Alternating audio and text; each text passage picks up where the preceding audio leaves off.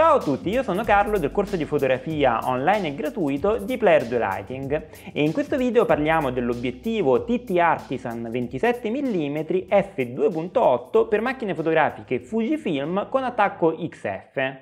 Tutta questa parte di parlato del video è stata registrata utilizzando il 27 mm a f2.8, così potete avere un'idea anche per questo tipo di video che risultati dà. Questo obiettivo costa circa 200 euro su Amazon ed è molto piccolo, luminoso, abbastanza nitido se si usano delle accortezze e soprattutto ha la messa a fuoco automatica, cosa che fino a poco tempo fa era rara nel mondo Fujifilm per obiettivi di terze parti.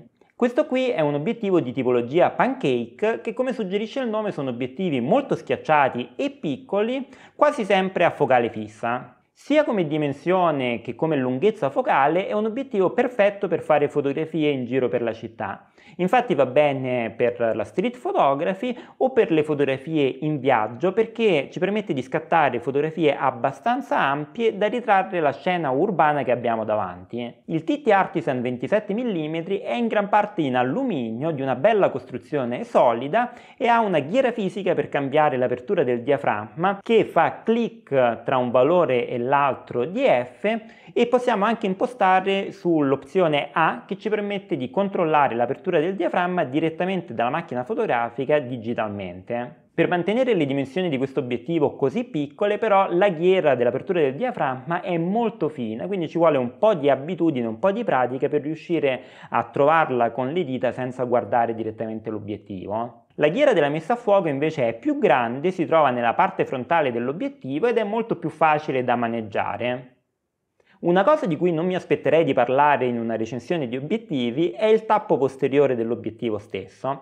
Infatti nel caso di questo 27 mm il tappo è speciale perché ha dei contatti elettronici nella parte interna e una porta USB-C di lato. Questa ci permette di aggiornare il firmware dell'obiettivo senza però occupare spazio sull'obiettivo stesso. Gli aggiornamenti, che per ora si possono fare solamente su Windows, permettono di migliorare le prestazioni dell'obiettivo, correggere potenziali bug e assicurare la compatibilità dell'obiettivo anche con corpi macchina futuri fatti dalla Fujifilm. A livello di qualità ottica l'obiettivo dà il peggio di sé a f2.8, mentre già se chiudiamo a f4.0 la nitidezza aumenta notevolmente. Se chiudiamo un altro po' la nitidezza migliora sempre di più, ma dobbiamo stare attenti perché andando a chiudere troppo, come per esempio a f16, per via della diffrazione perdiamo qualità dell'immagine e quindi dobbiamo, se vogliamo avere il massimo della nitidezza, tenerci sui valori centrali dell'obiettivo. Se però ci avviciniamo abbastanza al soggetto che stiamo scattando a f2.8, vediamo che riusciamo a ottenere uno sfondo piacevolmente sfocato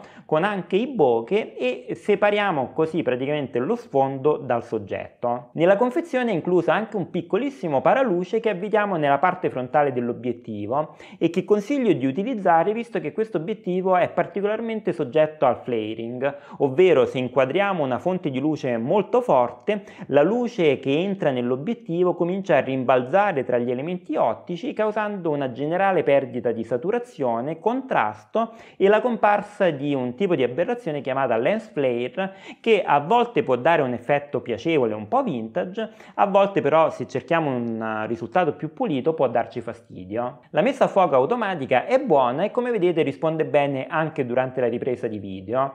È silenziosa e diciamo che si sente solamente un leggero suono meccanico mentre è attiva. In conclusione è un obiettivo così piccolo che trasforma quasi in una macchina fotografica compatta anche delle normali mirrorless.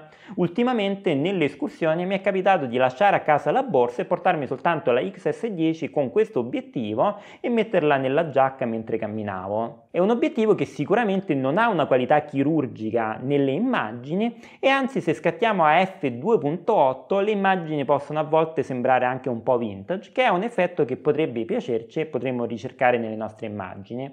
Come abbiamo visto però se vogliamo un po' più di nitidezza e togliere questo feeling retro possiamo tranquillamente passare a aperture del diaframma un po' più chiuse come 4.0 e vediamo che la qualità generale aumenta sensibilmente. Per questo video è tutto e come sempre potete scrivermi per dubbi o suggerimenti commenti su carlo@player2.com e sono curioso di sapere qual è l'obiettivo che vi piace di più portare quando volete uscire solamente con corpo, macchina e un obiettivo. Per me ultimamente devo dire che spesso e volentieri mi piace uscire con obiettivi piccoli come il 27 mm o come il 7.5 mm della Seven Artisans che abbiamo recensito qualche tempo fa. Per il resto vedete qui sotto tutti i modi con cui potete seguire Player 2 Lighting. Intanto vi ringrazio per aver visto anche questo episodio e ci vediamo al prossimo.